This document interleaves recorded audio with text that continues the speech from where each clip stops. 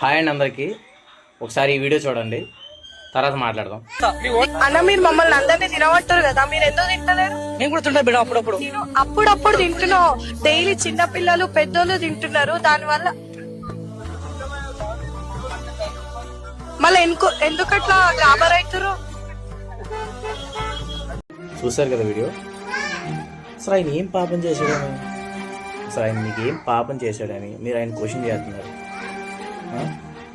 ఎంతోమంది ఎన్నో రకాలుగా అమ్ముతున్న వాళ్ళు వెళ్ళి మీరు అడగలరా? అంటే డబ్బున్న వాళ్ళు మీరు వెళ్ళి క్వశ్చన్ చేయగలరా?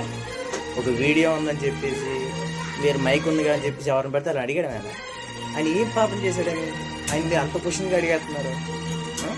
మరి చుట్టూ ఉన్న వాళ్ళు మరి సినిమా చూసినట్టు చూస్తున్నారు. ఆయన ఏమైనా వేల లక్షల కోట్లలో మీకు ఏమైనా చేసేస్తున్నాడా? చేస్తలేదే. పెద్ద పెద్ద సినిమా హీరోలు పెద్ద పెద్ద బ్రాండ్లు ఓపెన్ చేసి డ్రింకులు, తాగకూడని డ్రింకులు కూడా వాళ్ళు చేస్తున్నారు కదా, ప్రమోట్ చేస్తున్నారు కదా. మరి వాళ్ళని తీసుకెళ్ళి మీరు అడగచ్చు కదా, క్వశ్చన్ చేయొచ్చు కదా. అంటే మధ్య తరగతోడు అంటే ఒక పేదవాడు అంటే మీకు అది లోకువా? లోకు అని మీరు ప్రశ్న ఇస్తున్నారా? అది కరెక్ట్ కాదు. అది ముందు మీరు ఏంటి అనేది మీరు తెలుసుకోండి. మైక్ ఉంది కదా అని చెప్పి వెళ్ళి తీసుకెళ్ళి అడిగేస్తాం వల్ల మీకు ఉపయోగం లేదు. అదే ఆయన కుటుంబం ఈరోజు ఆ వీడియో చూస్తే మీ నాన్న ఎలాంటి వాడు అండి కదా, మీ నాన్న అలాంటి వాడు, మీ నాన్న ఎలాంటి అమ్ముతున్నాడంటే ఆయన ఎంత బాధ అవుతారు, ఎంత సఫర్ అవుతారు. అంటే మీ వీడియో ఎంతవరకు దిగజారాలంటే అంతవరకు దిగజారిపోతారా? అది మీ లొక్కు హక్క. భారతదేశంలో ప్రతి ఒక్కరూ స్వతంత్రంగా బతికే హక్కు ఉంది.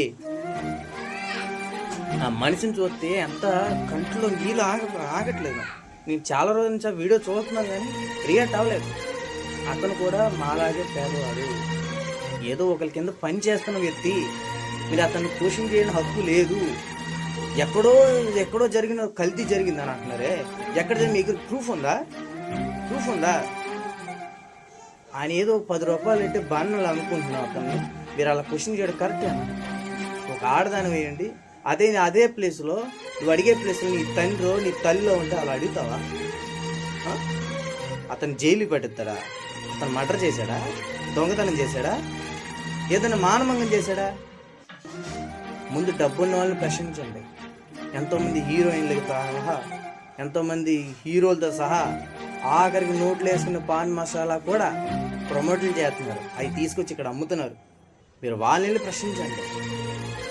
లేదా ఎక్కడ పెద్ద పెద్ద రెస్టారెంట్లో బిర్యానీలు 100 రూపాయలు కానీ 300 కానీ 500 కానీ అమ్ముతున్నారే, వాళ్ళని మీరు ప్రశ్నించండి.